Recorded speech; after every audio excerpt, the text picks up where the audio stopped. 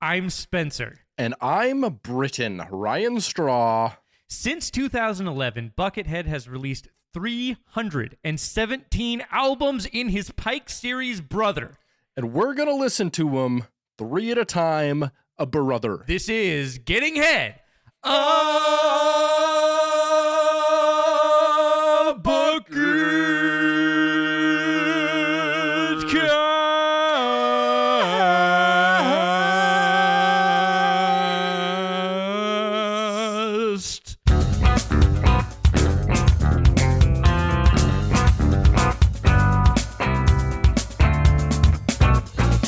Welcome, clowns, frowns, and residents of Pound Town, manufacturers of mounds, the band Europe who did the final countdown, Millie Bobby Brown, people who like to frown, people who wear gowns, people who have almost drowned, people who prefer their beef ground, penises who like to sound, clerks of lost and founds, bloodhounds, bloodhound gangs, Obviously. proper nouns, proper noun gangs, and people melting down, kings uncrowned, tooth caps uncrowned, birthing babies' heads uncrowned. Hear that sound?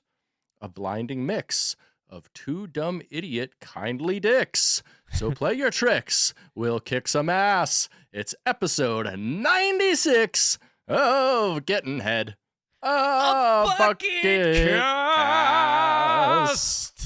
Oh my God, going wow. on? We're finally doing this again for the second time. Wow, audio, technical difficulties, holy shit. Today is a day of struggle, a day of great struggle. Technical difficulty metal.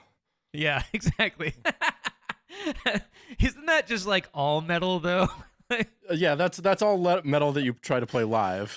Yeah, exactly. So how are you doing in the, 10-something hours since I talked to you? 17 hours is what you said? 10 hours. Yeah, like 17, 18 hours, yeah. Okay. It was last night. It's been a thing. It's been mostly, content focused. It was actually entirely setting up for this podcast and editing a 4.5 hour podcast that we did last night down into 4 hours and I think 18 minutes. So oh yeah, you really trimmed the fat there. I did. There was fat is flavor, baby. Fat is flavor. So so you didn't trim all the fat, but most of the fat, right? Yeah, absolutely. Sure. Yeah. Why not? Why not? Yeah. We did that. We talked on microphone for like 5 hours last night with Pat, and it was great. And before that, him and me did a watch along for 2 hours. So I spent a good 7 hours just sitting in various chairs. No, it was just one chair. I was gonna say where's the various chairs come into play here? I guess if you count this chair, there was 2 chairs. I used 2 chairs for podcasting. Can you got say multiple chairs? Can you say various though about 2 things? I think various implies 3 or more, right? I think because one varies from the other, so it's various. Okay. Yeah. I think you would just say alternate though, or something That's like fine. that, Yeah, alternate's a good alternate, but you can also use various phrases like various. Okay. All right, I'll take it. Well, we're doing this now over FaceTime on our iPads or some shit. I don't know, because we had a bunch of insane technical difficulties. My computer started a Windows update in the middle of the night that broke everything. It's been a long time since I've had an update just break everything. I've been using Macs for a long time, and say what you will about Macs, about Apple, whatever. I've never had an update just straight break everything before. This is a reminder of what the Microsoft ecosystem is like. The ecosystem, you say? Yes.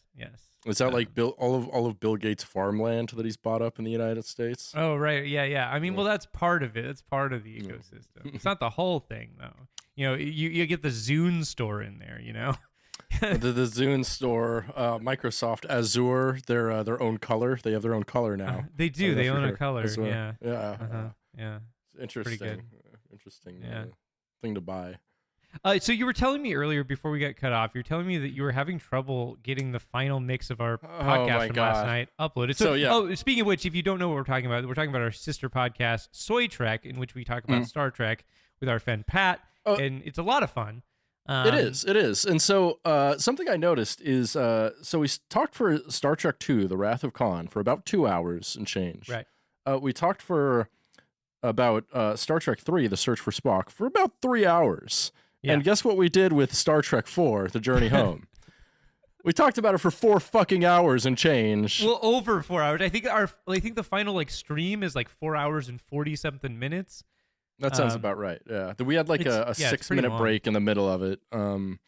Yeah, it was something, and it was something to fucking edit. And so when I finally get done editing, I'm like, all right, awesome. I'm gonna mix this down and put it up.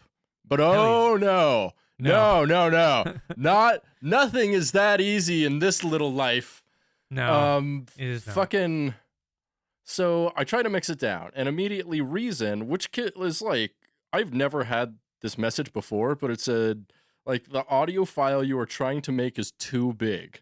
Try to, bounce down smaller sections and do that. So I'm like, fuck. So, and I look into the problem for a while, and I figure out that it might be a problem with, the file page space that I have in, the Scratch folder, basically. For sure. Because everything exports through a temp folder, basically.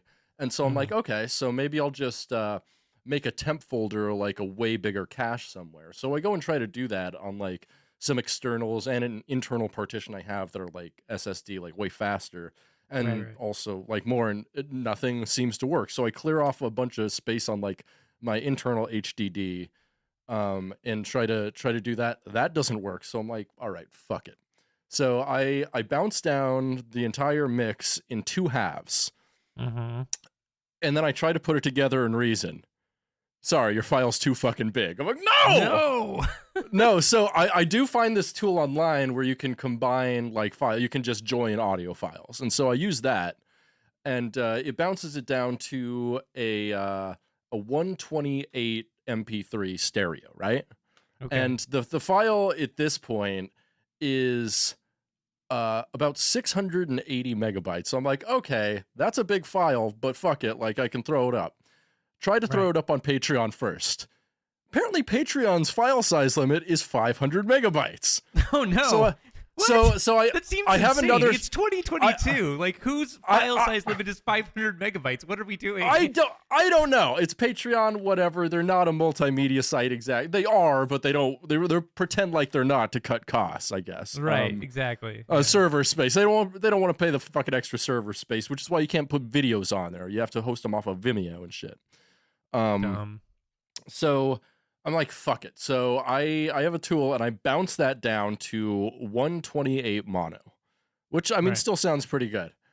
And I'm like, okay, cool. So I put that up, and then I go to try to put it up on the thing that hosts to everywhere else but Patreon, Red Circle, and it's like, sorry, file limit is 200 megabytes. What? Wait. Yeah. What? 200 megabytes. So I'm like, and so I usually actually, and it's actually something the Patreon folks actually get a fully mixed audio episode, whereas now all of our stuff is always bounced down to 96 mono when it was on Buzzsprout. But now I'm bouncing it down to 128 mono, just because the file sizes are usually too big. But this one was just still fucking enormous, and I'm like, okay, so I had to eventually bounce it down to... I bounced it down 3 times to different formats. I eventually had to bounce it down to 64 kilobytes per second mono. Wow. And it still sounds pretty good. It still sounds pretty good, except for for at least for the dialogue. The music sounds like dog shit, but whatever. Yeah, right. I mean, what can you do at that point? Is there anything? Who cares? There's not really anything else you can do. They're fucking parody songs. Who cares? They're there for just a quick laugh, and I mean, it's it's like playing shit over terrestrial radio. Basically, that's kind of what it sounds like. So. Now that we have a podcast episode that's over 4 hours long, we're in full on Dan Carlin territory now. Oh, we are. Yeah, we're hardcore. We're hardcore Star Trek story. But it's just like it's majority dick jokes though. Like it's like listening back to it, like it's mostly us talking about like different characters having gay sex. And well, I mean, that's the important stuff. That's what you got to talk about. Like what are we if we are not a vessel for dick jokes, you know? True. At Dibs Media. What are we doing? That's a great question. Yeah.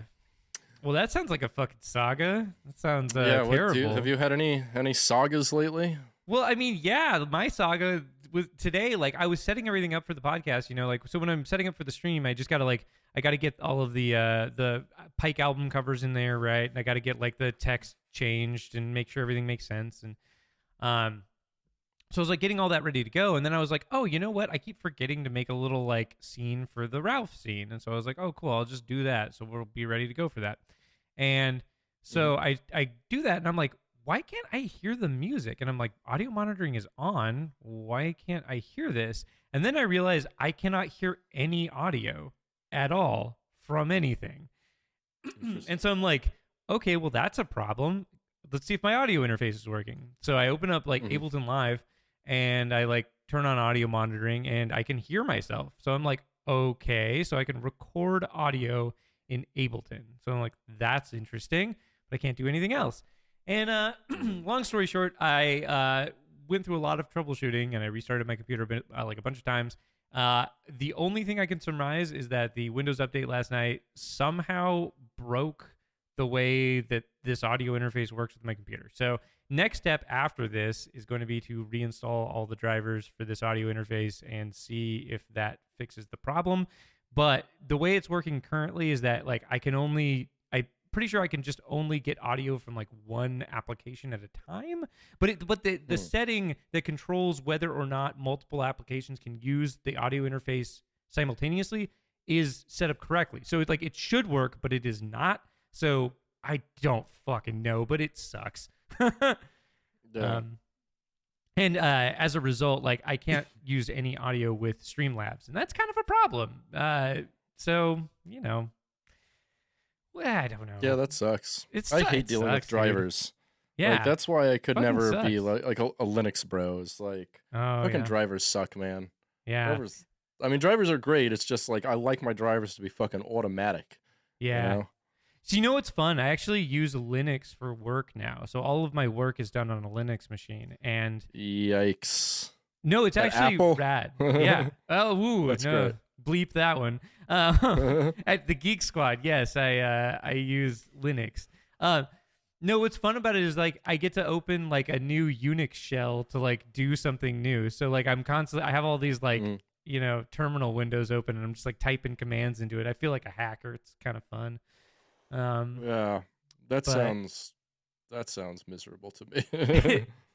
Like, okay, let me just say this. All I have to do is open up a shell and type in one line and then hit enter, and then I am in a different application. Your shit. I'm sorry, your shit froze there for a second. Okay. Yeah, I didn't catch anything you just said. It doesn't matter. Pretend like you did. Fair. Yay! Ha ha ha ha! Great relatable story, Spencer. Oh, yeah, excellent. Password University is treating you well. Indeed. Speaking of relatable content, I think it's time for goth news. No, not quite. We're gonna have a Patreon update. All right, let's do it. Stop forgetting about our Patreons. Patrons, whatever you call them. Yeah. Whatever you call it. Patreon update. Hey, we got a Star Trek 4, The Voyage Home watch along with me and Pat. It's kind of like a Riff Tracks thing coming out. We got a lot of great jokes on there. You should check it out. It's like Cinematic Titanic Riff Track. You just download it, sync it up with the video, watch it. It's great, super fun. That's about all we got. We got a bunch of merch now. Go check out our merch. Oh, yeah. At some great stuff there. Yeah, at etsy.com/shop/dumbidiotbs, and also our Patreon is patreon.com/dumbidiotbs. We got a lot of fun stuff there. And finally, a big shout out to our $5 and up Patreon supporters: Dan Morrison, Dylan Lance, Ian Killia, Devin Saturnus, And our brand newest $5 and up patron from Canada, Jordan Hale. Hell yeah, brother. Hell yeah. Love to hear it. Hell yeah. Hell yeah. Jordan, hell yeah. Hell yeah. All right, that's tight. With that, I think it's time for Goth News. Oh boy. Beneath the waning moon, it's Goth News. Goth News for cool dudes. This week in Goth News, Riot Games has revealed the revamped Gothic skin line, giving League of Legends players something to truly fear. Stemming from a player-voted poll earlier this year, it was decided that one of the oldest skin lines, the Gothic skin line, was due for a much-needed update. Receiving almost double the votes is the next two lines, Arclight and Internal, the infamous Gothic skin line, which hasn't seen a new skin for over 10 years, has taken on a new name, Fright Night. Okay. Featuring champions such as Annie, Draven, Renata Glask, Trundle, and Urgot, this newfound direction puts the skin line at more of a serious and dark look as opposed to its prior cute and spooky look. I love that this is news that neither of us care about at all.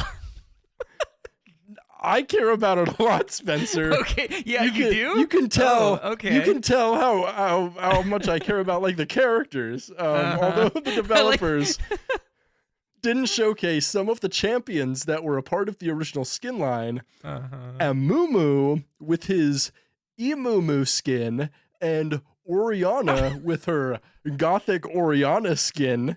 They did show off the line's brand new look. One that will surely grab much attention. Wow. Yeah, love to hear about it. Yeah, I'd love to hear about it. Our listeners, they want to know. They want to know. They want to know. Yeah. They want to know. If you're out there playing League and listening to Buckethead, I hope you find a girlfriend soon. I think like there's more like pressing things like a shower. Oh, yeah. I hope you find a shower soon. Yeah. And in Goth obituaries this week, we lost a true hero in the Goth world. Gene LeBell, American grappling trainer, wrestler, and stuntman, passed away this week at age 89. LeBell is best known for three things: inventing the infamous and incredibly difficult to break LeBell lock, training a former MMA champion Ronda Rousey on her initial rise in the UFC, and perhaps most importantly, for being the man to choke out Steven Seagal. Oh, the legend goes right. The legend goes that LeBell was working as a stuntman on a movie set with Seagal when the latter claimed that due to his extensive martial arts training in Aikido, it was impossible to choke him out. LeBell knew that was untrue, so challenged Seagal. According to every single witness except LeBell, Gene immediately got Seagal in a rear naked choke, and Seagal passed out and then pooped his pants. Just the best thing. Gene, classy guy he is, has always tried to downplay the story. Absolute legend. Enjoy the big squared circle in the sky, Gene. And most importantly, stay dead. Stay dead, brother. And finally, in Goth News this week, John Schnatter. Finally, in Gothic News this week, Goth and Pizza patriarch Papa John Schnatter. Oh, there you go. Yeah. I was like, who are you talking about? I know. Okay. Needs context. Doing a round of interviews at Conservative Political Action Conference last week, made some interesting claims. He said, quote, "Well, we were kind of the genesis of cancel culture," speaking about himself. Oh, yeah. Definitely. At the energy of CPAC and the positive, the folks here. The reason I like conservative folks is they're problem solvers. The other side always seems to be the victim, or feeling sorry, or creating barriers or negativity. So the energy at CPAC and the positive can do, or I can do, attitude is infectious. it's very interesting how the other side is always playing the victim, and somehow he's the genesis of cancel culture. The victim, the genesis of being a victim of cancel culture. Interesting words. Interesting words, Sean. Interesting is a word for it. I mean, there's a lot more to unpack there, but I think instead we should just burn the entire suitcase. Yeah, burn it down, baby. Schnatter stepped down as CEO of Papa John's in 2018 after he blamed declining sales on football players protesting the treatment of black people in America, causing their stock to fall 30%. He then used the N-word during a conference call. Stop news from cool dudes. Hey, we're back. Okay, let's talk about 96 for a second. So 96, the inverse of 69. Here we are. Sure. Mm-hmm. Not nice, unnice, bad. It is unnice and bad. Well, it's when I think a 96 is when you're laying in a bed with somebody and then you're butt to butt, right? Yeah, but you're like on opposite sides of the bed, right? Opposite sides, like, butt to butt. But the genitals still line up and the butts still line up. You can still poop in each other's butts when you're doing that. So it's still pretty gay. It's still pretty gay. It's still pretty gay. You know, still pretty gay. In a pooping in each other's butt kind of way. Yeah, totally. I mean, sometimes you be getting up to that with your homies. Like, that's fine. It's chill. It's all good. Okay, it's also the atomic number of curium. I don't know what that is, which is pretty fun. And most importantly, it is featured in a song by a band that is very important to us. The 96 Bitter Beings, the band. 96 Quite Bitter Beings, the song by the band CKY. The band. I think it's the band you're thinking of. Right. Wait, okay, so the band, the new band. We talked about this, right? Did we talk about this on here, or is this a separate thing? I think we did talk about it. Okay, so 96 what is the name of the new band? Is it 96 Bitter Beings? Or yeah, it's just 96 Bitter Beings. No quite. It's just 96 Bitter Beings. 96 Bitter Beings. I see. Okay. Got it. Yeah, okay. All right. So yeah, this is a Margera-less CKY. Is what 96 Bitter Beings is. Okay. Correct. Got it. It is the main songwriter, guitarist, and vocalist from CKY. Right. But no Margera connections. So no Margera connections anymore. He just wanted to get away from that. And so probably wise at this point with Margera doing the things he's doing. Mm-hmm. Well, I mean, Bam Margera's always been doing those things. I think that people are just now realizing that he's not cute anymore. He's just sad. I mean, he's bad. I think he's doing like I think a lot worse drugs than he has been. Like he's always been kind of a drunken mess, but he's obviously now hanging out with people who do some very weird drugs. And like if you've seen any videos, I don't know if you're on Reddit r/letstalkbam. Oh no. It is. I would actually highly recommend it. It is like a bunch of people who are oddly obsessed with Bam Margera. And they like it's a ton of Bam drama. And they like give daily updates every time there's like a video of him. Like people just speculate on how he is and how his mental health is and shit like that. It's like wild. Is there one of those for Kevin Smith? Because I think that would also be a thing. No, we all know how he is. Yeah, I mean he's telling us constantly. He's got like 30 hours of podcasts a week to tell us exactly how he is. So we don't need to speculate. I suppose that's true. Like, I like watching movies and having sex with my wife who's way hotter than me. Canadian stuff, hockey.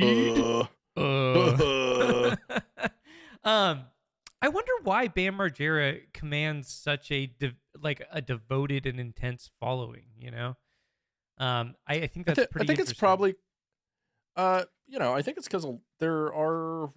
I mean, it's not a huge fan base, I don't think, but it is very dedicated. And I think a big reason is a lot of people, connected and kind of saw a lot of themselves in Bam back in the day. Right. And it's just he's a shitty skateboarding kid. And, a lot of those people grew up to actually be responsible adults, though. And, now they're looking at Bam and they're like, oh, he's still the same piece of shit. That sucks. Yeah. I mean, never don't meet your heroes. It's a thing. It's a thing. That's pretty cool. Bam Margera, hell of a thing. 96 Quite Bitter Beings, hell of a song. Do you think it justifies CKY's existence? I think it probably does. Just the song alone. Like, Yeah, I do know. Yeah. So we're at 96. We did it. We are nearing 100 episodes of this podcast. It's getting into the point where we're starting to have to jump around in the Pikes because Buckethead just hasn't released them in the correct order. And so we're jumping around. Yeah. We're getting weird. We're getting crazy. We're listening to all these Pikes. And it's a hell of a time. And we're actually, it's weird because we're like, I think this is actually, if he didn't release any more Pikes ever, this would be our 10th to last episode. Wow. We're on the countdown now.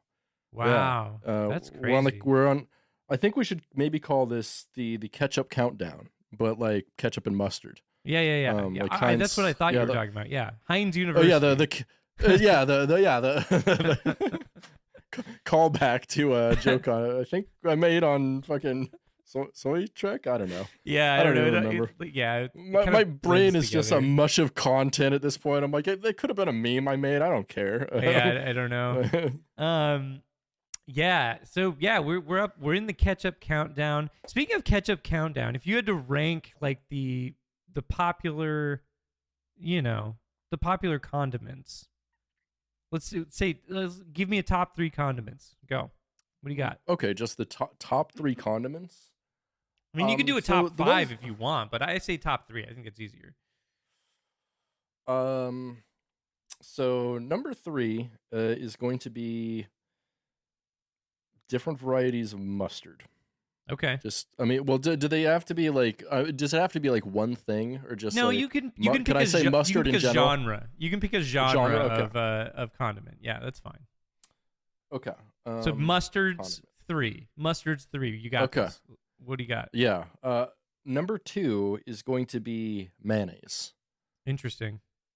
And number 1 is something that is going to be very controversial, and but I stick by this. I've held this belief for probably like a decade now. Number 1 condiment is coleslaw. Interesting take. Coleslaw is a condiment if you want it to be. I mean, if you want slaw it to be. is a condiment. It's like a relish. It's the same thing as a relish. It's just like differently prepared. Okay. Sure. Yeah. Okay. That is a weird and controversial take. I don't know. Yeah. How I feel about I said it is controversial. Some people don't like it, but then I make them food and I put like coleslaw on all of it, and they're like, "Okay, you're right. Okay, you're right. Yeah, you're right." Yeah. I mean, like coleslaw is good. So I've actually been eating a lot of food with coleslaw in it because like the food at my work, they put coleslaw on like pretty much everything. But it's like the coleslaw that they make is like not as paste like as like coleslaw that has a lot of like mayonnaise and stuff in it. You know what I mean? Oh no! It's got to be light. It's got to be a light. Yeah. It can't be too pasty. Too much mayonnaise. No. You got to make it like light, and yeah, they make it light there, and they put it on a lot of stuff, and I actually really like it. It's pretty darn good. I do like a coleslaw. You know what? Okay, my top 3. I got to rank them really quick. Okay. So. Okay, this is a bold take. It's okay if people disagree with this. Number 3, pickles. Pickles are a condiment. I believe that. Pickles are a topping, I'd say, more than a condiment. I see. Hold on. I see coleslaw as a topping more than a condiment, and I think pickles. I see pickles as a condiment. No. Relish is a condiment because it is sauce-like in nature, and it can be used sauce-like in nature, whereas pickles cannot. Pickles are a topping because they're not sauce-based unless you're using you're just dumping the vinegar on the shit, and then it's disgusting. I have done that. You're dumping brine. Brine is a great condiment. Brine can be a great condiment for sure. Pickle juice is great. I'm still sticking with it though. Pickles. I think pickles are great. I use them as a condiment. I use them to add flavor to something like a sandwich or a burger or whatever. I think they're great. That sounds like a topping. But is lettuce a condiment as well, Spencer? Well, isn't Are there tomatoes lettuce in or is coleslaw? onions? No, there's not. It's cabbage, you fucking dum-dum. All right, that's true. It is cabbage. But I don't know. Okay. Yeah, you don't. Whatever. Number 2, salsa. Salsa is a condiment, and it's fucking tight. And then number 1, I don't care who thinks this is nasty, fucking ketchup. I love ketchup. Ketchup That fucking is absolutely rocks. nasty. Dude, Disgusting. I love ketchup. I buy so much Gross. ketchup, and I go through so much of it. I fucking love it. All right. I think it's fantastic. Top three ketchup brands. Go for it. Okay. Number 3, the Kroger brand one, just because it's cheap. And it's it's $1 fine. a fucking bottle. Yeah, it's $1 and it's fine. Number 2, Heinz. Heinz is a classic. You know, it's there for a reason. Number 1, Amy's. Amy's ketchup fucking slaps. I like that shit a lot. I gotta go with the Tangy Boy. Fucking Hunt's No Sugar is so goddamn good. Okay, I don't think I've had that. Also, the Heinz one that's made with organic honey, fucks. I don't know if I've had that I one don't know either. if they still make that, but Yeah. when they made that, that was so good. Yeah. All right. Yeah, I like the Amy's one because it's like a little tangier and it's a little less sweet. It's real nice. Real nice. Yeah, when it comes to stuff like that, I would actually say like I prefer tomato paste to ketchup because you can make a ketchup out of a tomato paste, but you can also Sure. make so many other things. Yeah. And also you're not forced to have the sweetness if you don't want it. Right. You can have a spicier or more savory ketchup if you want, which I like. I do like a savory ketchup. I do. It's a good time. Me as Yeah. well. Well, Yeah. speaking of a savory ketchup. It's time for a bucket fact. Let's do it. Bucket fact, bucket fact, bucket fact, bucket fact, bucket fact, bucket fact, bucket fact, bucket fact, bucket fact. Today on Bucket Facts, we're going to talk about a project that doesn't get talked about very often in Buckethead circles. Although it's a project Buckethead recorded with on multiple occasions and had a relationship with for at least 5 or 6 years. And we haven't discussed them on the cast yet, and I don't see them discussed much in Buckethead world or on the social media. So today we're going to discuss the band Refrigerator and their self-titled album, as well as their EP Somehow. as Refrigerator? Buckethead. Refrigerator, yeah. Okay, I've never even heard of this. Which it sounds like a band Buckethead would play with, though, right? Just oh, based definitely. on the name. Yeah. And it sounds like he would have like a special name for that project. Like he would call himself like Old Milk or something. And everybody's named after things that are in the refrigerator. Yeah, that sounds right. Or he'd just be like Cold Chicken or something like that. Yeah, that. Yeah, there you go. Chicken salad. Oh yeah. Ooh, that's what they call me. That's what they call me down at the docks. So it's because you can toss my salad and I'm afraid of everything. Right. Yeah. Refrigerator is a noisy lo-fi indie rock combo formed in 1990 by Shrimper Records owner Dennis Khaleesi and his brother Alan Khaleesi. Although information is sparse and it doesn't seem as though he worked with them earlier in his career, Buckethead actually did do an early interview with the brothers in 1991, in what I think actually might be the first interview which he does in character as Herbie. Oh, interesting. Yeah. Also, George R. R. Martin, obviously a fan of the Khaleesi brothers, right? No, 100%. Yeah. 100%. I mean, it's spelled like Callaci. I might be mispronouncing it. Whatever. But, Doesn't matter. So, some years later in 1997, excuse me, the brothers would contact Buckethead again for work on their debut self-titled full-length album. They would have Buckethead play strings, but not in any of his conventional ways. On one song, Buckethead is credited with banjo, and on the other song, he's credited with playing guitar, but only guitar harmonics. From their follow-up EP, Somehow, from the same year, Buckethead plays on one single track called Home Run Kings, and plays samples as well as guitar. Nice. Yeah, it's pretty interesting music. Of not entirely out of the vein of most Buckethead. If not entirely out of the vein of most Buckethead recordings. It's definitely indie noise vocal rock. Not for everybody, but if it's your thing, it's a rare little piece of Buckethead recording history that is drastically different from basically the entirety of his catalog. Sure. And if you're into that kind of thing, like noisy indie rock, like, I don't know, Sonic Youth or whatever, you probably dig this to some degree. So I'd say check it out. Bucket Facts. Wow, look at that. We listen to three more Pikes this Pikes. week. Wow. Sure. Pike 288, Pike 291, and Pike 292. Exactly. Liminal Monorail. Fogray. I don't remember. And Galaxies. Thank you. Thank you. Yeah. I was like, oh, I don't remember what that was called. Let's start on Liminal Monorail. Right. Released on February 28th, 2021, the same day as previous Pike Electrum, and 92 days after Through the Looking Garden. Right. And oddly, the same day as the previews for Pike 289 and 290, neither of which have been released. And how long is it? Wait, sorry, how long has it been? It's been like a little over a year? Since, what, the last Pike? Wait, no. Since Pikes 288 and 289 were supposed to be released.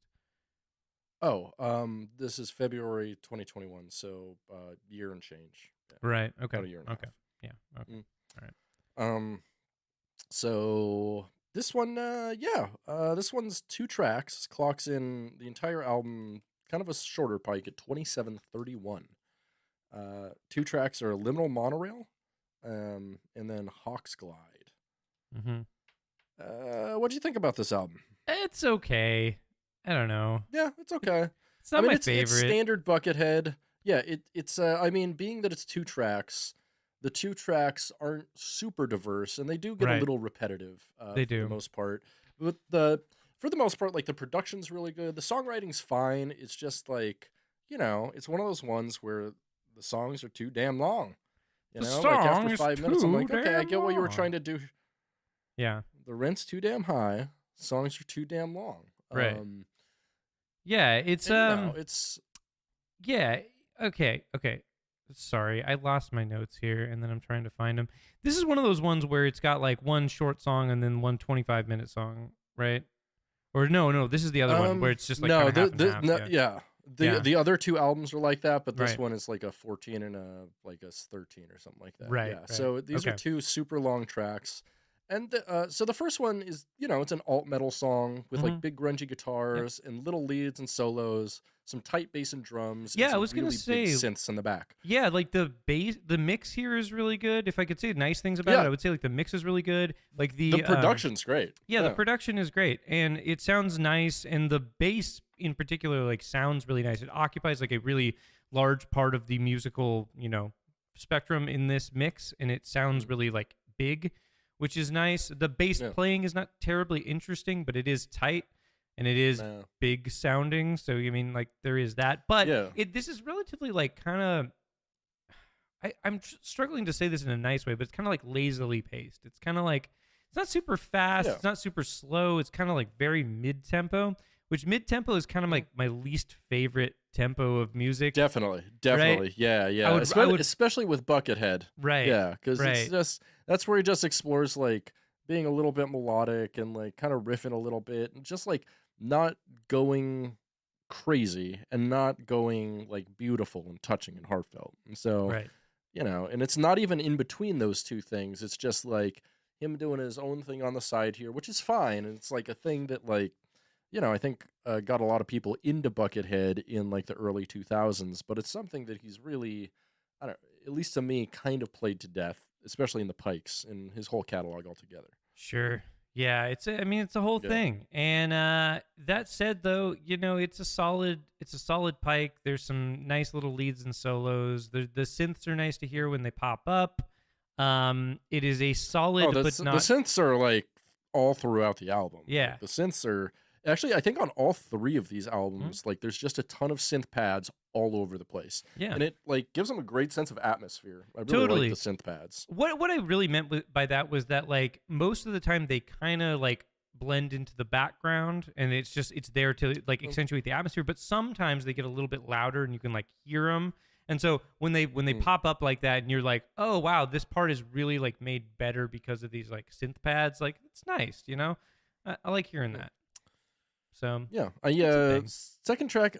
I like the second track more than the first track. Hawks Same, Glide. yeah. It was a lot more mellow and kind of more of like a soaring melody. Kind of a similar production. The combo of drums, a subtle bass, and big synth pads again. It was a little more repetitive than Liminal Monorail, but manages to keep it interesting most of the way through. It was just like, I don't know, something I think Buckethead is better at, or something more to my sensibilities than just like, you know, mid-tempo alt metal, which I'm not a huge fan of, to be honest. Not huge. Not a huge Somebody in the YouTube comments for this one was like, "Is this a reference to The Simpsons? Because they said the word liminal in episode blah blah blah blah blah, and then there's the famous monorail and there's the episode monorail as well. episode. Yeah, monorail episode as well." And then somebody just responded that was like, "The fuck are you talking about, man? Like, what?" No. Is this a reference to Seattle? Because the mall where the monorail is, the top floor was closed for a couple years. Mm-hmm. Yeah, I don't know. I've never ridden the Seattle monorail. Have you? That was actually my question for this album: is have you ever ridden the Seattle monorail? No, I never have. Yeah, Like I walked underneath it a couple of times, and then I never go to that part of the city. I don't know. Yeah, so I'm in that part of the city a lot, but I did a lot as a kid, and I actually have a friend who I think he's still one of the guys. He's like one of the 3 guys who drives the monorail. That's a pretty sick job. It is a pretty sick job. He does a lot of fucking shibari stuff on the side. He's a pretty cool dude. Nice. Yep. Shibari Monorail. That's a Buckethead album right there. Shibari, yeah, that is a very Buckethead album. Shibari Monorail. I like that actually. That's kind of rad. Okay, if you could install a monorail between 2 points anywhere in the world, what would you choose? I would never install a monorail because they're highly inefficient. I would do like a high-speed rail or something. No, you're required to use a monorail. I don't want to. Oh, okay. You know what? Fine. So it would go from the nearest Greyhound bus station to wherever you're living at the time, Spenser. Cool. If I have to make a monorail, it's gonna drop all the weirdest people in the world off at your house. Bro, that reminds me when I was living with Meth Dude, and he fucking kept making friends at the bus stop and bringing him back to my house. And I was like, No. I had to sit him down and have a conversation. I had to be like, Ronnie, you can't invite people from the bus stop to my house. Like, you can't bring them here. My things are here, and they are from the bus stop. And he's like, oh, well, how am I supposed to make friends then, man? Well, I'm just like inviting my bus stop friends over to smoke meth. It's fine. We're not going to mess with your stuff. Yeah. I don't know. Sounds like someone's kind of classist in this situation, Spenser. And maybe perhaps ableist a little too? Well, okay. Another part of that story was that he lived in a room in my house, and he, despite the fact that we gave him a key to the front door, he refused to go in and out through the front door. He would only climb in and out through his window, which got the neighbors mad at us, and it turned into like a whole thing. And yeah, it was a situation. But yeah, Ronnie those bus stop is meth definitely friends. a situation. Bus stop meth friends. Bus stop meth friends. That's another Buckethead album. They're the best friends. Yeah. It's the best friends you make in life, or the bus stop meth friends. Mm-hmm. Yeah. Speaking of bus stop meth friends, did you Pikes 289 and 290 were never released, and they were actually never even titled. Right. Unlike most of the other unreleased Pikes, these two never even got titles. He did actually put up previews of both of them though on his Bandcamp. Did you happen to listen to those? I actually did not. I forgot to. No. Well, I'll give a brief rundown of them. Yeah. Explain it to me. 289's preview. Yeah, so Pike 289 is about 2.5 minutes a minute, 2.5 minutes of music, and it's like a bunch of different sections from an album, like kind of mixed together, with like brief like silent interludes and whatever. And so it sounds like he definitely made the entire album, just like never released it. But it's about 2.5 minutes of, you know, a pretty big mix of stuff, mostly types of metal. And it starts out with like a really cool Baroque part, and then goes into some kind of like classic Doom stuff, almost like Black Sabbath, I guess. It's pretty cool. Then Pike 290 is only 1.5 minutes long, and it's just a couple different clips. One of them's like a big space rock song. One of them's a super proggy speed metal song that really sounds awesome, and it has like crazy fast bass runs on it. And I really want to hear Pike 290. Yeah, Pike 290 sounds like a banger. But, that sounds rad. Yeah, I mean, I love any fast bass runs. Like I've been working on a song myself, which has like a very fast bass thing in it.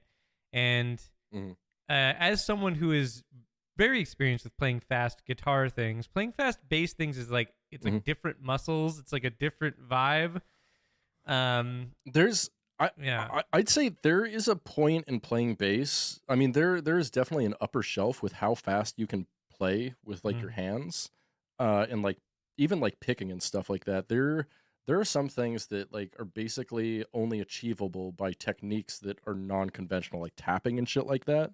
Right. Like at some point, like, I mean, I've never seen like a really good clean bass sweep with no distortion whatsoever on like a 6-string bass. Never. It's like it's basically impossible unless you're like tapping or using distortion. It's nuts. Right. But yeah, so it's. I mean, it makes sense. I mean, due to the nature of the instrument, you know, how it works, like it's just a different kind of a thing. Now, people obviously, like you said, using unconventional techniques, they have figured out ways of doing it, making it work, making it sound cool. Oh yeah. And there's a lot of inspiration to be had there, for sure. So, pretty cool. But, yeah, bass is the whole thing. I always want to hear stuff with cool bass. It's great. Speaking of cool bass, there's a jazz festival happening in San Jose, which is like about 10 minutes away from me. I think it's happening today. I might head over there and check it out. Sounds kind of cool. You should. Jazz is sick. Yeah. Anybody you heard of playing? Or? No. That's the thing with jazz festivals, which kind of keeps me away from checking them out, is like I'm always like, oh, cool, a jazz festival. And I look at it and I'm like, I've never heard of any of these people. Like, I'm sure they're amazing, but it would take so much effort to like look into like who these people are. Yeah, so I mean, so I guess like the reason you don't go to jazz festivals is you really don't listen to new jazz at all. No, I don't. And like the problem with that is like I want to listen to new jazz, but like I don't even know where to start, right? Like I feel like I need to find some kind of jazz influencer. Ask me to tell me the thing. Ask me. I listen to new jazz. Like, are you kidding? Like when we were doing the album reviews, like I had a new jazz album like every month. I listen to new jazz, dude. I love that. Yeah. Like awesome new jazz. Awesome new shit. I always want to hear that new jazz. I'll send you the Jazz Fest. You can tell me if you've heard of any of these people that are playing. Yeah, do that. Yeah. Speaking of jazz festivals, sure. Pike 291, Fogray, released on April 9th, 2021, 40 days after Liminal Monorail and Electrum. Mm-hmm. So this one clocks in at 29 minutes, 51 seconds, just 2 songs, once again, but first one's like 5 minutes long, second one is like 25 minutes long. Just like the previous Pike, actually, too. Previous Pike does that as well. And then, so this one, what do you think? What do you think of this guy? It's fine. I don't know. I felt fine about all of these. I didn't super like any of them, and I didn't hate any of them. Yeah. So yeah, this one was fine. oddly enough, I feel like the first song, Piston, that was like the 5-minute song, was a lot more repetitive than the second song, Fogray. Right, I agree. Yeah, this yeah, one it's was kinda at least like a little bit different. He was doing a lot of that like thing where you like cock a wah pedal and then like use it to like make sounds. You know what I'm talking about? So like you take a wah pedal and you like pitch it forward so you get that really like mid saturated sound, and then he's doing like chicka chicka chicka like dead note stuff. So it was like a lot of that. But it worked. I mean, it wasn't like, I'm not saying that's bad or anything, but it was like a lot of that, and that was kind of like the kind of structure for the album. Yeah. Yeah, and so he used a lot of effects to like build interesting melodies, I thought. And so what he was doing on guitar was interesting. It's just like it was 25 minutes of it, I guess was the problem. Like if the second song was the length of the first song, it would be awesome. But the problem is he just like did that like 5 times. And I'm like, after like the first 5 or 10 minutes, I'm like, this is fine. Like I get what he's trying to do. But he's like, it was kind of the same formula for the entire song. What he'd do is he'd play like a pattern or a riff or whatever for like 16 bars, sometimes with a lead or melody over it, sometimes not. And then it'd start to get quiet and he'd be real dynamic and maybe like palm mute the same riff or like play it like a lot cleaner or something like that, or maybe on a lower part of the neck, and then explode into a new riff. And he did that over and over and over and over. And I was just like, after a while, I'm like, okay, I get it. I get it. Right. I get it. Did you get it, Spenser? Yeah, I got it. I thought it was fine. Speaking of things that I get, okay, we're going to talk about CKY here for a second because I pulled up the CKY Wikipedia page because this is the 96th Quite Bitter episode. CKY? Because I gotta. There's a great little anecdote here that I'm just going to read verbatim. The group began touring in the United States in promotion of the album. This is the promotion of Infiltrate, Destroy, Rebuild in 2001. And in November, they were invited by Guns N' Roses frontman Axl Rose to perform in Vancouver as the opening warm-up act for the Chinese Democracy Tour, just 3 days before it was due to begin. Speaking about the news, Margera revealed, this is Jess Margera, not Bam, that CKY had to cancel 2 of their own shows in California in order to travel to the Guns N' Roses concert, but admitted that he was psyched because that's probably the biggest of the year.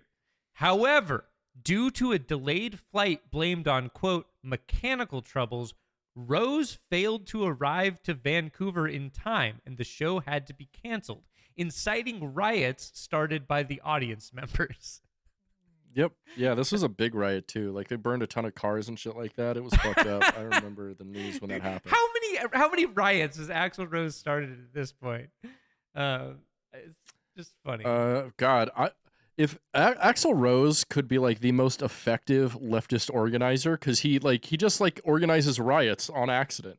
He's so fucking for good. Sure, yeah. You know? Yeah. I'm just trying to look it up. I don't know. He's been ooh. Oh yeah, wow. There's a lot of stories about riots started by Axl Rose. Oh my God. Yeah. There's so many. There's like way more than I thought. Yeah, I know.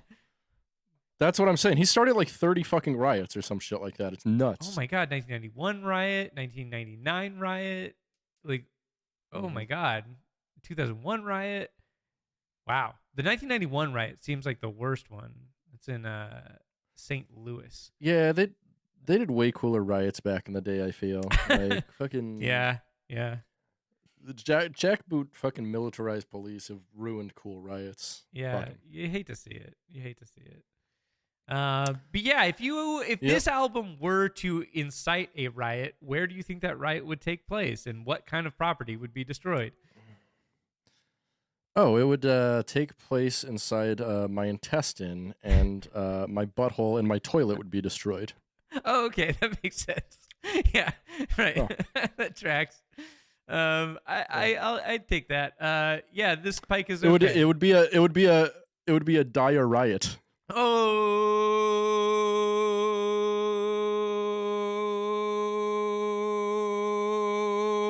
it's my favorite poem of the show. That's also the name of the episode. Speaking, what? Diarrhiot. What is what?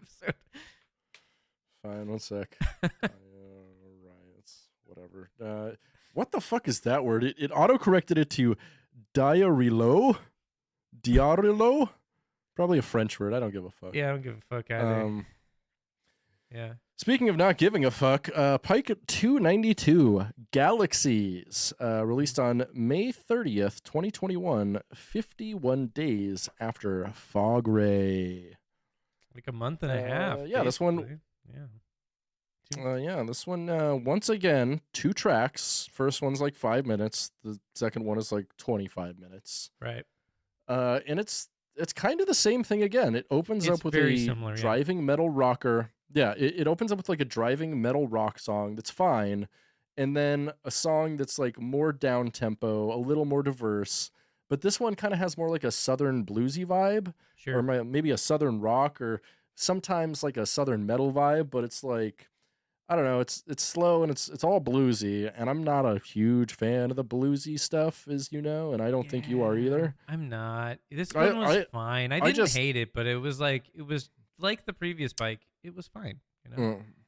Yeah, I definitely like spaced out on the titular track and was like, my mind's tired of listening to this. Right. Yeah, it was fine. It was fine, and it makes me wonder, like, all of these are pandemic era Buckethead Pikes, and I'm wondering like how that affected him. Yeah, I'm curious 'Cause, about he it. just stopped touring. Yeah, and he stopped kind of making Pikes for a while, and you figure like Hold Up and Home, he just like released a ton of Pikes. Right. But like he released less Pikes during the pandemic when he was Hold Up and Home than like during the years when he was constantly on tour, which is kind of strange to me. So, you know, and I've talked about this before, but like it makes me think that like, hey, maybe it takes him longer to make these Pikes than we think. Like maybe like he did make a bunch of shit during the pandemic, but he just hasn't put it out yet. Like maybe he is sitting on a bunch of material. Maybe he's waiting on Dan Monty to finish up all the drum programming and shit. I don't know. I mean, another thing I'm wondering too is like, I mean, how many Pikes did he kind of have like ready or in some stage of completion when he started making Pikes? Right. Because like him and Dan Monty at that point had already been working together for, you know, the better part of a decade. And I wonder if maybe he just had like so many like half-finished tracks and shit that he's like, hey, Dan, I've got like 500 songs. Like, let's just start putting together albums. And maybe he already had, well, you know, like the first 50 Pikes basically almost ready to go. Right. They just needed to be produced. Right. And so, you know, it makes me wonder, like, yeah, and it just makes you wonder about the process. And that's like one of the most mysterious things about the Pikes is the process. Like, because he doesn't release any kind of booklet with any information, he doesn't release any credits or anything like that. He doesn't have a YouTube the only channel. time he did, like he doesn't really communicate with his fans outside of like the occasional post on his website. And I mean very fucking occasional post on his website. Yeah. And so in as far as we know, Dan Monty has not worked on any of the Pikes in the past few years up to this point. Because he on his website, I want to say he only has himself credited up to 2019 on the Pikes. Right. And so I don't know if he hasn't updated his website or he just, you know, there was some reason, or maybe it was the pandemic and it's like, hey, it's not safe to work together. Or But, maybe you know, since like then, or maybe all of the Pikes that we're hearing now, maybe all the ones that he's releasing now, him and Dan Monty finished in 2019. Like it is entirely possible. We just don't know.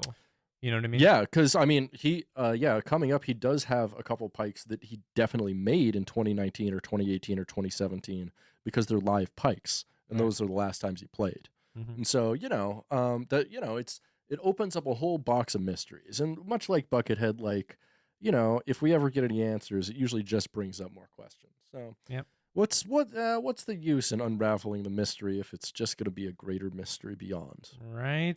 I feel that. That is how I feel. Yeah. What's your a lot of things. What's your favorite Mario Galaxy game? I only ever played a little bit of the first one.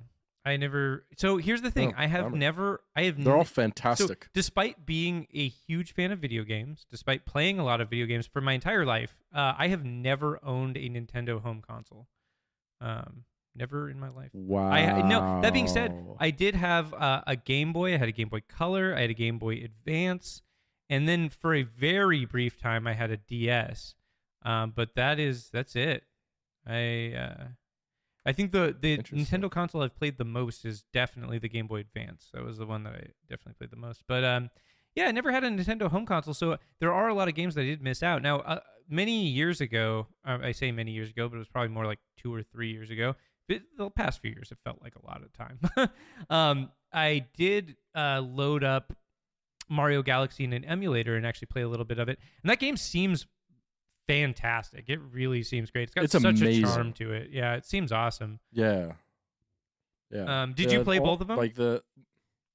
Yeah, I played both of them. I never got to play, what was it, Super Mario Universe or the one after that? The one I saw some people playing it though. Yeah. What the fuck? I don't know why it's leaving my brain. The Switch. You know one. what I'm talking about? The Switch one. Yeah, it looks really cool, and they're all rated insanely well. The Galaxy games, I gotta say, are like, oh, there you go, Odyssey. The 2 Super Mario Galaxy games, in my opinion, are probably the best platformers ever created, and it might just be the best platformers forever. They're fucking possible, insane. yeah, certainly. It's I might, you know what I might do today? I might load up the old Dolphin emulator and give it a shot to playing some Mario Galaxy. That could be fun. Oh shit! I thought you were gonna play Echo the Dolphin. Oh yeah. No, that'd be I'm great not. if the emulator only played dolphin-related games. Yeah. It's just Echo that and like football games with the Miami Dolphins. Yeah. Yes, Dolphin. If they have an Ace Ventura Pet Detective, the game. You know. Yeah. Oh man. That film is unfortunate, man. Like the end is unfortunate, but everything else is cool, especially when he fucking sings, or he doesn't sing, but he goes into the Cannibal Corpse show, and then in the fucking credits, he's or not. I think it's in the credits he sings. Yeah, or maybe it's in the outtakes. Dude, but like one of my favorite things is the picture of him and Alex Webster. Like, is just so it's so funny. Like, you've seen that image going around, right? Like, it's pretty good. Oh yeah. It's a pretty good time. It's a classic. It's a classic, yeah. Yeah. Well, that's it. We listened to 3 Pikes. We did it. That's it. That's yeah. Holy moly. Would you like to go on a journey with me?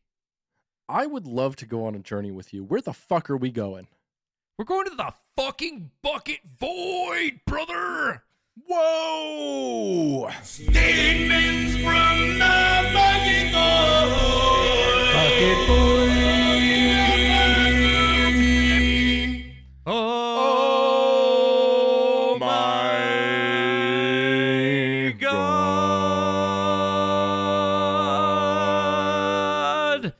Oh my God! Oh my God! Wow, it's the part of the show where we look at YouTube comments, laugh at them, ha ha ha ha ha ha ha. Okay, let's get going. Ha ha ha, brother. Don Hughes says 11 months ago, when I'm writing sci-fi, Buckethead in the background inspires me to write awesome stuff. LOL. Like, hell yeah. Erotic fan fiction? Like, what type of awesome stuff? I hope so. Buckethead fan I fiction? hope it's that awesome. Yeah. Yeah. The one where like Herbie and Buckethead like have a midnight tryst. It's really just like Buckethead masturbating with a mask on his hand. That's cool. Yeah. Do you think Buckethead jerks off with a mask on his hand? Yeah, probably. Okay. Yeah. So Josh Domosly says 1 year ago edited some terrible LARPing in the comment section. This is the music X-Wing fighters would probably be blasting during battle if Buckethead showed up at that cantina, played a set, and got those other bums who play there kicked out, and then he got famous in that galaxy and everyone bought his Pikes. Wow. One thing you can say about this man is he does not lack imagination. Maybe he does, because he just basically ripped off Star Wars. And also, like, why is he calling the Cantina Band bums? They fucking slap, dude. Cantina Band is like one of the best. Max Rebo? They're one of different band. Max Rebo is from Jabba's Palace. Oh, right. Yeah. Okay. Right. Yeah. So that's a Cantina Band, and they're sick as fuck. Right. Like, yeah, they Yeah, rule. They play incredibly sick. the best And they wrote jizz in the galaxy, man. the best jizz in the galaxy. They wrote the horniest song in the galaxy because A, it's jizz, and B, it's Australia's favorite sex jam. We know this. Yeah, it's established. fucking it's the sex playlist, baby.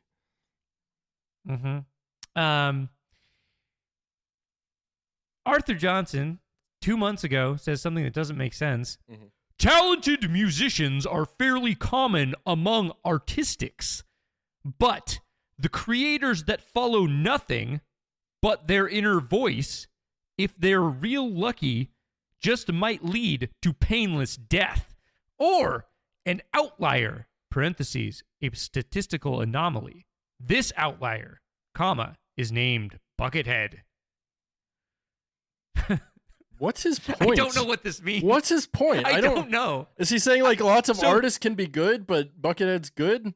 Like what? Or like what's with the painless death thing? What the fuck is he talking about? Dude, I don't. So I read this comment like 4 times and was just confused, more confused every time. Also, I did a long pause there. That's because there is an extremely long space. It's like 30 spaces between. Yeah, a segment there. Yeah, that's what that Dave Matthews Band song is about. The space between. Yeah, it's about this YouTube comment. Yeah, exactly. Definitely about that. Yeah, that's what DMB be writing songs about. Is the YouTube comments. Right. Okay, so I learned a new word today, and I don't know how to pronounce it, and I know you're gonna know what this is about, so that's why I selected this comment. Or this is actually 2 comments. It's a comment and a response. And you're going to help me understand it a little bit. Gores says 1 year ago, I feel like a lot of people tend to forget that Buckethead is a character that Brian created, and every work is part of the act. And then Dennis Severance responds and says, ain't gonna break kayfabe like that, brother. Kayfabe?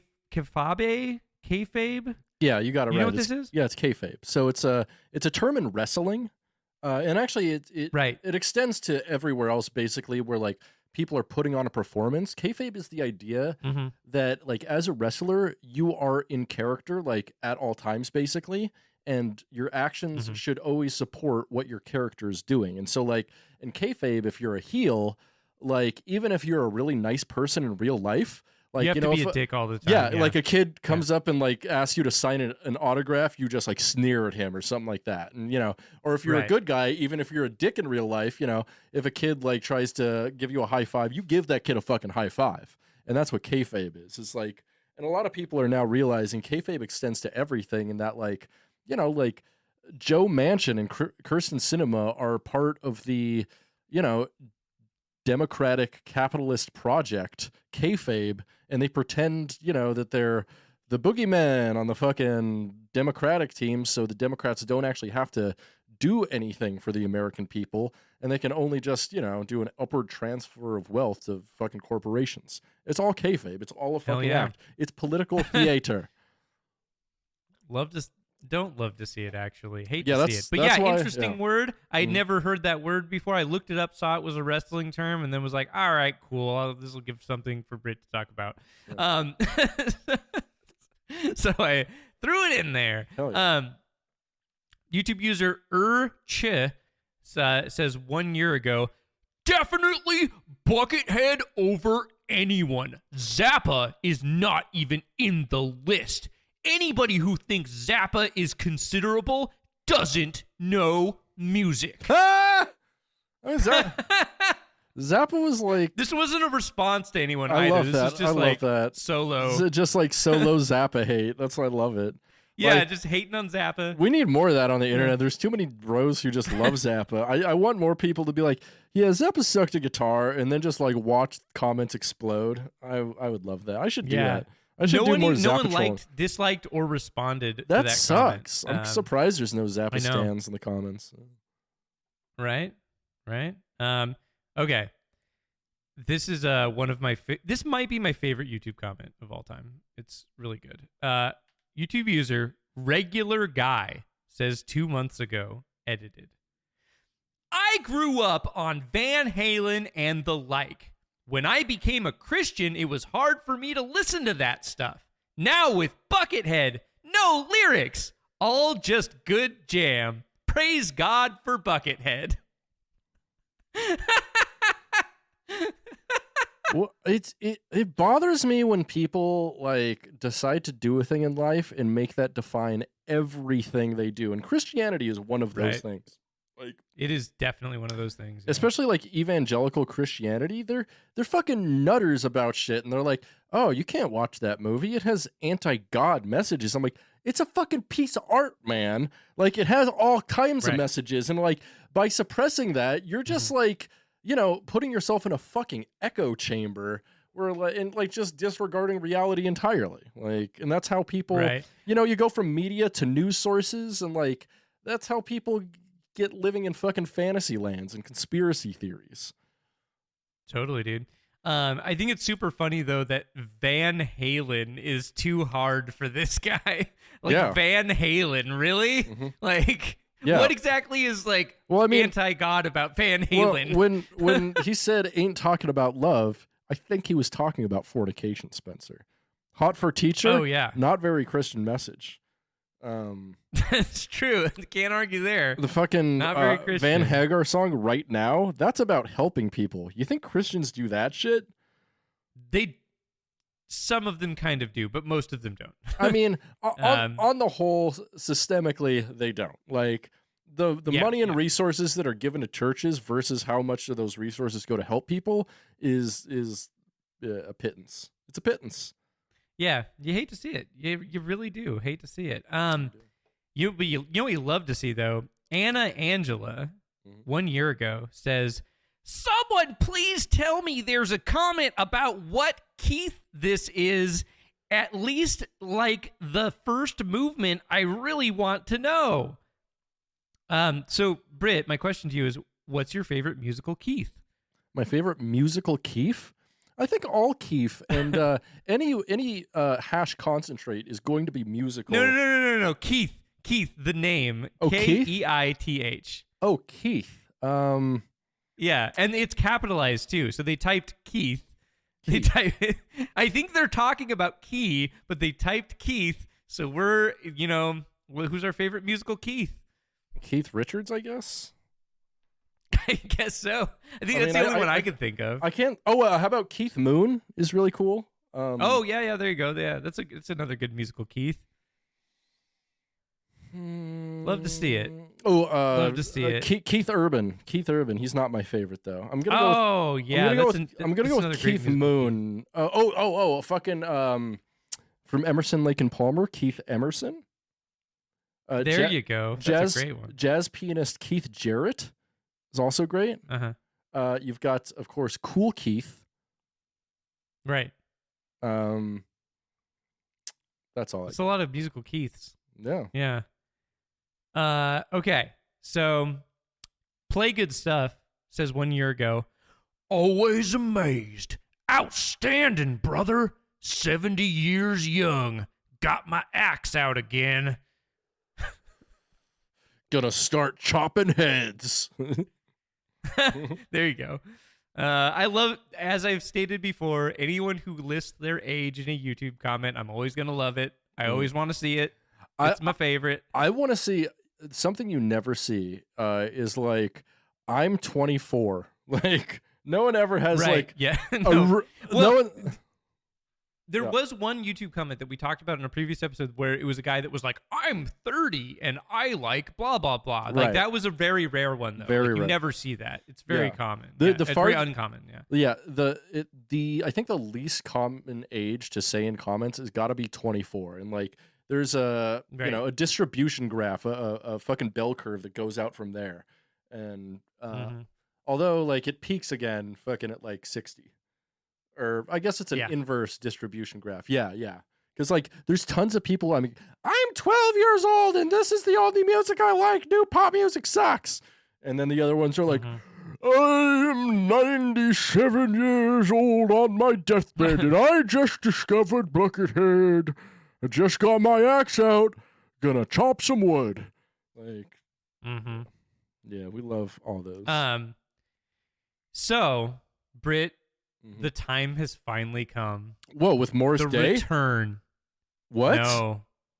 The return of our favorite YouTube commenter. No way. Jordan Vine, baby.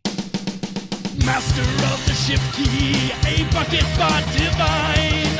Commenter extraordinary, it's time for Jordan Vine. Jordan Vine finally returns, my friend. Are you glad to see it? I'm glad I to fucking love see to it. see I'm gonna send you an image that we're not gonna read yet, but I'll let you know. This has got to be one of the newest Jordan Vine comments. Yeah, so all 3 of the Jordan Vine comments we're gonna read today are from 1 year ago. Love it. Edited. Well, actually, 2 of them are edited. One of them's not. I'm gonna read the first 2, and then you and I are gonna do a call and response on the last one. Okay? Sounds good. Sounds good. Yeah. So Jordan Vine said 1 year ago, edited. I'm so glad his just doing Pikes now, because the Pikes are way better than the normal albums. I'm not saying the non-Pike albums are shit. I'm not saying that. I just prefer the Pikes. That's all. I believe he's way better and so much better doing the Pikes because he's got more freedom and not signed to a record company like he was before, telling him he can't do this and he can't do that. Yeah, he's got way more freedom doing the Pikes, and this one is fucking phenomenal. Love it. Thank you. Thank you for coming Dude, back we love for it. us, Jordan Vine. We appreciate you so much. I know. It feels so good to read these comments again. It's been a long time. I love his writing style. Mm-hmm. I want him to write what I say to people in the real world. I want him to dictate my life, dictate my communication with others. Interesting. I think it would be lovely. Okay. You wouldn't have a job for Okay. long there. Yeah, that's true. That's true. Yeah. So he follows this up with another comment in the same thread. So he actually went on a fucking tear. So remember how we figured out a while back that Jordan Vine has 2 YouTube accounts? Yeah. So he, on one of the Pikes this week, he commented from both of his YouTube accounts multiple times. Yeah. And he just went on these rants, and there were so many of them. I actually only selected a couple for us to read, but there were a lot. So I love to see that Jordan Vine is still alive in 2021, leaving YouTube comments. This rocks. Hell yeah. More power to him. Or more power to them. We actually you know what? can't presume. No, Spenser. More power to us. Yes, to us. Yeah, Yes, yeah. exactly. So Jordan Vine says 1 year ago, not edited. Ooh. Amazing! I prefer Buckethead on his own, doing his own stuff, recording his own stuff. I know he's done collaboration albums with other people and other bands and artists, and I'm sure they're all good and amazing, but it's not just him. It's a collaboration of different ideas from other musicians. I don't care if Buckethead is involved or playing guitar on it. I just prefer him on his own solo, doing his own stuff. That's all. Love it. Love it. Dude, he basically said the beautiful. exact same thing as the last comment. I know. It's so good. And those were And it was both in on the the same same pike. thread. I love that. I Yeah. love that. He just needed us to know twice, We needed to know twice. Yeah, he needed to say it twice. Mhm. Maybe Yeah. he listened to it, said that, and then listened to it again and said that again. I don't know.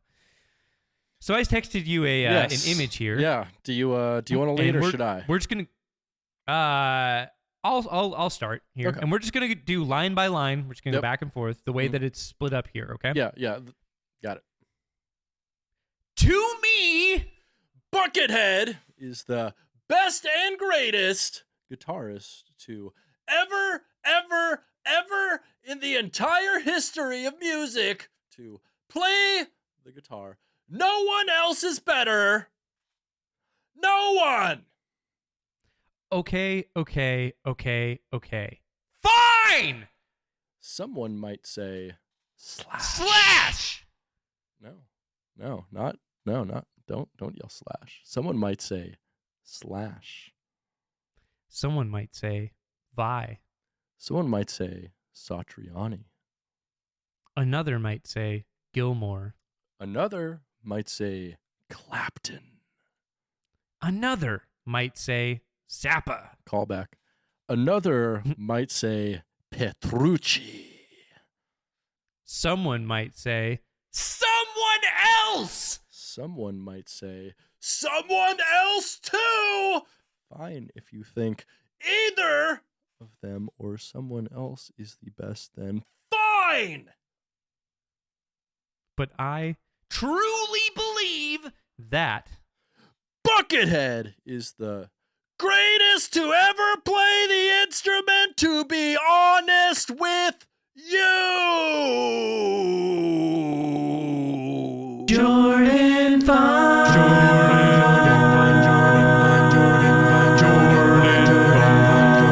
Fine. We fucking love Jordan Fine. Holy shit. That's so great. Return of the King. Return of the fucking King. Yeah. Love to see it. Extended edition, baby. Return of the Yeah. King. Penis extended edition, motherfucker. Hell yeah. So we got a few more, and then we're gonna wrap things up here. So we're gonna Bienvenido Velasco says 8 months ago edited, Buckethead is the Edgar Allan Poe of the guitar. What? I don't know. What does that This is mean? the most nonsense comparison I've ever heard. Yeah, He's, it makes no sense. He was a depressed alcoholic. There you go. No? I don't think Buckethead drinks. He doesn't. Like, That's the thing. Yeah. like, That's the thing. He's got nothing in common with Edgar Allan Poe. right. Absolutely I mean, at all. they're both white. Like, Yeah. American. Right. Something like that. Yeah, I don't know. Pretty weird, but funny. In an amazing 1-2 punch, this user left a comment and then another user responded. Adam Name says 1 year ago, Elon Musk should send a car blasting Buckethead's whole library of music from it to Mars when they go the next time. Shut the fuck up. No. And then Crucier responds 9 months ago, Musk doesn't deserve Buckethead. I agree with Crucier. Which I agree. Fuck yeah. I Fuck fucking yeah, agree. Crucier. Yeah, hell yeah. Crucier Good- rocks. Shout out to the Buckethead community for putting that person in their place. Yes. Elon Musk does not deserve to listen to Buckethead. No, he deserves a bunch of kicks in the balls, unless he likes that kind of thing, and then he doesn't deserve kicks in the balls. Exactly. Yes. 2 more. Mark Coveus says 1 year ago, I'm a dinosaur. All my heroes have passed on to the Father. Buckethead and Bonamassa is all I have left. Thank the good Father for Joe and Behead. What do you think of Joe Bonamassa? Do you have any opinions? I don't care. He plays like big band swing music. That shit sucks. I don't fucking care. Yeah. I don't want to listen to that. I mean, he's a really, really incredibly, like, tight guitarist. Like, that dude Oh, yeah. plays things So, like album perfect. No hate. Yeah. No hate. Like, I just, like, I've heard that guy's music. Okay, so, let's break things down a little bit. The Joe Bonamassa song that I've heard the most, they used to play at fucking Toys R Us when I worked there, and I got mad and hated that song, so I hated Joe Bonamassa for a long time after that. Oh, wait, actually, holy shit. I am Was wrong. that Brian Setzer? It was a Brian Setzer song. You dumb motherfucker! I knew it! You son of a bitch! Song. You goddamn motherfucker! He sounds pretty much the same though. Don't worry about it. Yeah, so I was sorry. I was laboring under the delusion that we were talking about Brian Setzer, basically- not Joe Bonamassa. I have never listened to Joe Bonamassa Joe because I was like, hold on. I saw Joe Bonamassa and I was like, I bet that shit just sounds like Brian Setzer. I don't want to listen to it. It's basically he's like Brian Setzer if Brian Setzer were like a Toto level of studio guitarist. Like, okay, he's just incredibly technically good. I don't care about his music because he plays so cleanly that I'm like, yeah, that's boring, But he's very good. He's just like, I'm sure he's good. Yeah, I mean, he's one of those guys who I think should be more of a studio guy instead of a front man for his own band where he doesn't sing. I'm like, Right. All right. To close things out, Doily, 1998, says 1 year ago, what you and I are doing today. Hell yes. Making Saturday great again. Wow. Okay. Great. Perfect. Statements from the Bucket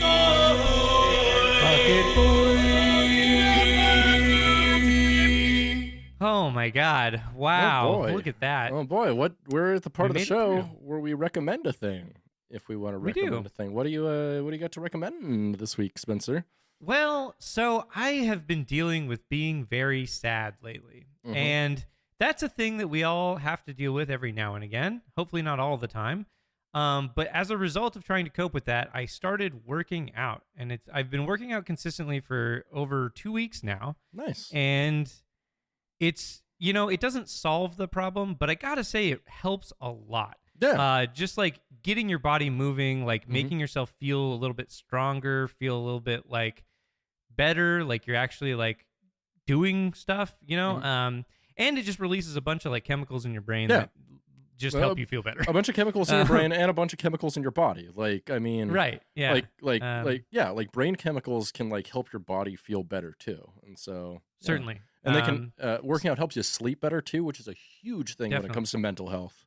Huge. Right. And like, so yeah, I've been having trouble sleeping as well. And so working out has certainly helped that as well. And so I just got to say, out there, there's a lot of reasons why people might want to start working out. But if you are experiencing depression, like I cannot recommend getting some exercise enough. It really, really helps. And I think you should all try it. It's pretty good. What do you got to recommend, Britt?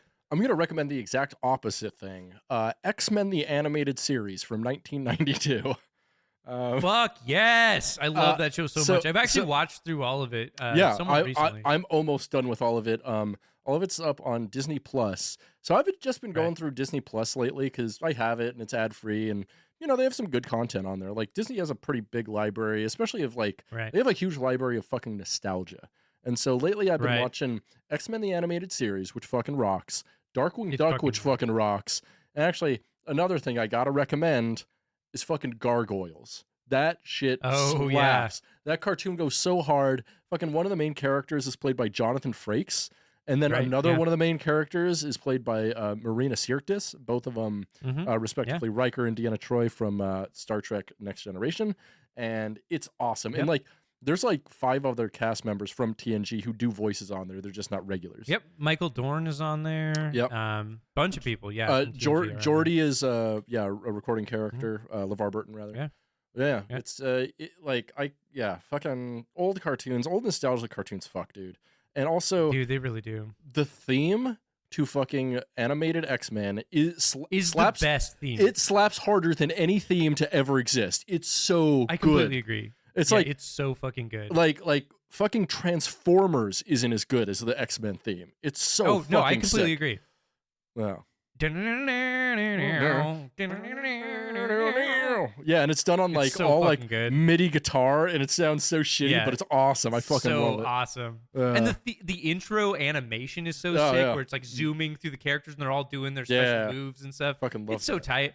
Like, and the animation's really good. And also, one thing I really like about X-Men the Animated Series is that the storylines that they tell are based on real comic book storylines, and they do like multi-part episodes, like very frequently. Yeah, they've got some and big like they maintain 2, 3, the 4 continuity parts. Yeah. too. The continuity is very well maintained in that show. It's really good. And so the thing I think I love most about it, and why I recommended it before Gargoyles, is X-Men has always been very political, and the show is insanely political. And like, yeah, it's like basically like the X-Men is a vessel for politics told through superheroes, which is great. And the politics are super interesting because like, it is almost like leftist infighting because it's like a minority group who is being persecuted, and they have 2 different ways of dealing with it. One is like cooperating with their persecutors and trying to make them better, and one is just destroying their persecutors. And as a leftist, that's a big fucking debate in the whole community. And so like it's awesome to like see that kind of codified through media and like represented in an interesting way. Even if Stan Lee, when he wrote those stories, wasn't exactly trying to go for things like that, and oftentimes he was, because he's a pretty political guy. Yeah, definitely. Like they do have meaning in our modern world. So highly recommended. Fucking great shit. Yeah, I'm gonna second that. Highly recommended. Very good. With that, I think it's time for my favorite part of the show. Let's get into some bucket jokes. Ha ha ha ha ha ha bucket joke. Ha ha ha ha ha ha bucket joke. Ha ha ha ha ha bucket joke. Ha ha ha ha ha bucket joke. Hey, how come when you leave fruit out, you get fruit flies, but when you leave a clock out, you don't get time flies? I wrote that joke and I'm like, I erased it and then I'm like, no, Control Z. It's too dumb to leave. I'm glad you kept it. I liked it. I thought it was good. Speaking of jokes I deleted initially, did you hear about the guy who got knighted by the Queen of England for having insanely toned 8-pack? No. He was absurd. Yeah, okay. What do a swinger party and an elementary school have in common? What? Hopefully nothing whatsoever. Yep. Did you hear about the atheist who is secretly a deacon? No. He had an alter ego.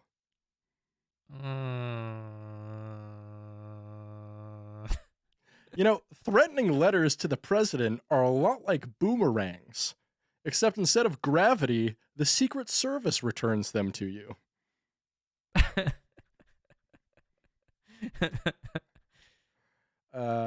It was really condescending when George W. Bush left office. I'm sorry, I misread that. It was really Condi's ending. That's a Condoleezza Rice joke. Yeah. It is a Condoleezza Rice joke. I love that. I feel like I'm back in 2002 all over again. Guess what? I wrote a second one. Speaking of Condi, why did Dick Cheney put his phone up Condoleezza Rice's pussy after it got wet? Why? Well, when he Googled it, the instructions said to stick his phone in dry rice. I hate that joke. It's pretty good. It's pretty good, though. Abraham Lincoln once said, "A house divided against itself cannot stand." But George W. Bush really taught us that a house divided by a Boeing 767 cannot stand. Jesus Christ. Cool. So I bought some drunken noodles, but they were in recovery. Turns out they're soba noodles. I like that. That's good. That's nice. I'm an organ donor, but apparently Salvation Army isn't the place to leave a spleen. No, I'll end my jokes on this one. The only place it's socially acceptable to pick your nose is a consultation with a plastic surgeon.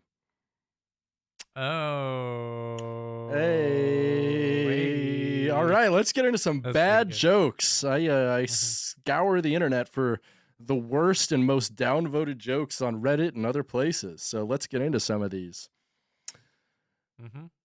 That Toad from Mario sure is a fun guy. Yeah. What's the difference between a redhead and a brick? What? Well, a brick actually gets laid. Oh. Haha. As a good guy, I finish last with bad bitches. Sexually. Oh. Okay. As a new geometry teacher, I should brush up on circles, but there's no point. Okay. Some people live their lives according to a code. So do I. Morse code. What? Wait, what? Like you actually use Morse code? That's the joke? I don't know. I didn't write this so shitty fucking funny. joke. That's so funny. A very wise woman once said, "Nothing." Oh. Ha ha, women bad. Ha. Yeah, women bad. When baking bread, don't throw it away if you've burnt it. Black loaves matter. Oh no. Did that one got 0 upvotes? Like, Because you can't see anything in the negative. So if it's downvoted into Right. oblivion, it doesn't show it. It just shows that it's 0. that one deserves to be So downvoted into I'm oblivion. presuming all of these are in the negative because all of them are just Right. 0. Right. I can't find a release date for the Star Wars Rogue 2 movie. Mm-hmm. I've got a date with Destiny, and it ain't gonna end in a kiss. Okay, wait. Okay, we got to take a step back. The Rogue 2 joke, that was the whole joke? I can't find a release date for the Star Wars Rogue 2 movie. Like, I feel like I know what they're trying to do there, but that is the worst structure of a joke I've ever heard. Yeah, That it's a is real truly true. abortion. Okay. Yeah. Oh, okay, so, and then the next one, I've got a date with Destiny, but it And- sure isn't going to end with a kiss. And it ain't gonna end in a kiss. So he's going to fuck Destiny? Or he's not going to fuck Destiny? Hopefully he doesn't fuck Destiny's child. Right. Yes. Yes. Yeah. Okay. All right, so All that's that. Now we're gonna get into what I'm gonna call the Hall of Shame for now. These are the these are the jokes that are in the negative, but I think they should be in the positive because personally, I think they're funny. Excuse me. Okay, so here's the first new one for this week. A man walks into a stable and the horse says, "Why the small cock?" Right? That's fucking funny. That's an That's incredible fucking joke. funny. That's a Incredible funny joke. I know. Yeah. That So joke why the rules. small Yeah. cock? That's a funny like subversion of the original joke, like why the long face, but it's like fucking funny. Like it's like yeah, That's it's funny. perfect. Yeah. It's good. It's a That's good great. joke. That's a good joke. The one from last week. Hitler's favorite sitcom was Mad About Jews. Right. Yeah, still pretty funny. Yep. Kurt Cobain received mind-blowing head on April 5th, 1994. This is my favorite joke of all time, I think. Like, that It's- joke is fucking incredible. It It makes me that joke happy. so much. Every time I Every read time I it. hear it, I laugh. We should print that on a bumper sticker. Yeah, we really should. That would be awesome. And then the one that really just takes the cake for me because it's so bad that it like reverses course and becomes, in my opinion, one of the greatest A anti-jokes of true all time. Ouroboros of a joke. Yeah. Indeed. Two women walked out of a library. They cleaned it so well. Ha ha ha ha ha ha! Bucket joke. That's the Hell show. yeah. Where can we That's find the you on show. the internet, Mr. Spencer? Spenser.zone. What about you, Britt?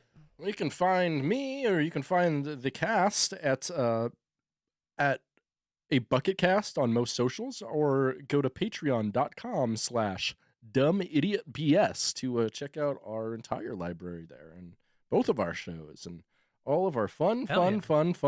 stuff. A lot Yeah, of fun stuff. A lot of fun Indeed. stuff.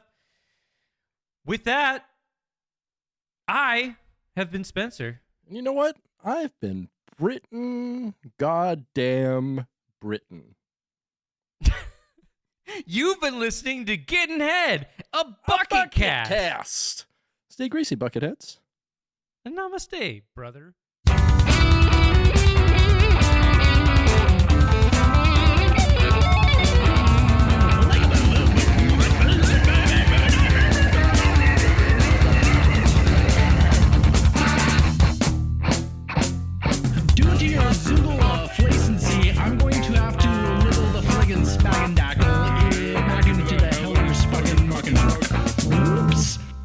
bet you thought the show We was lied. fucking over. Yeah, It's I bet not you thought over. it was fucking over, but there's We got- not. No, we got one we- more thing. The densest and most like obscure part of the show. It's time Bam for. Margera. What? Sorry.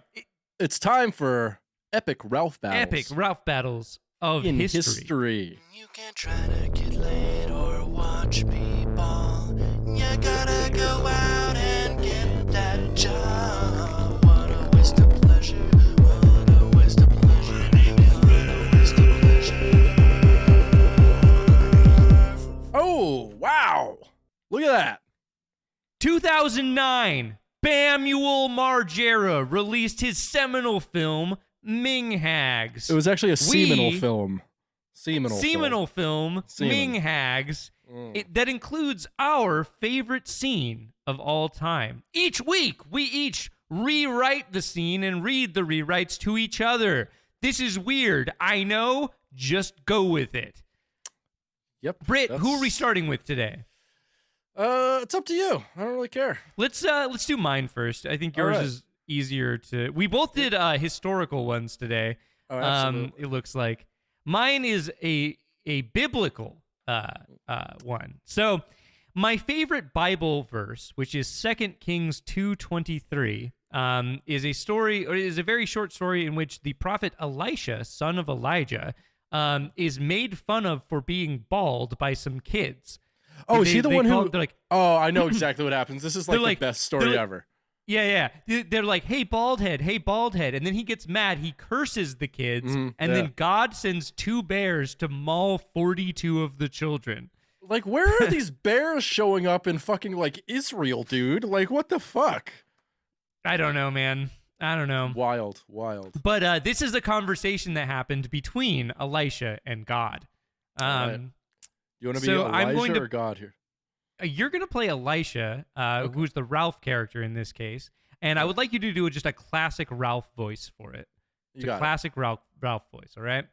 Okay. I I mean, shouldn't be... God sound more like Ralph? Probably, but not for Hey! these purposes. Hey, my son, you want to pray to me? Hey, I. All right, you ready? Yeah, whatever. Jesus Christ, Elisha, are you just going to allow those children to mock the balding head of hair I gave you? Nah, there's a prophet's widow I gotta help it for. You can't try to perform no miracle for a widow. You gotta curse those kids. Nah, I'm gonna try to stay chaste for you tonight. Elisha, I'm getting tired of it. You're gonna curse those kids today. Today. This is muffed up, but I will honor your wish, oh Lord.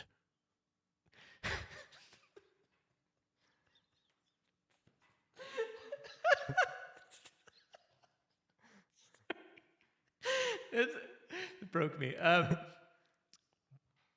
Back in the day, I'd make prophets kill their own kids.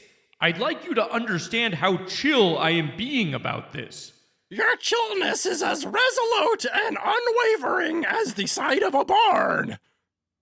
If we were in the desert, I'd let the devil tempt you. Well, this isn't the desert. My faith will save me.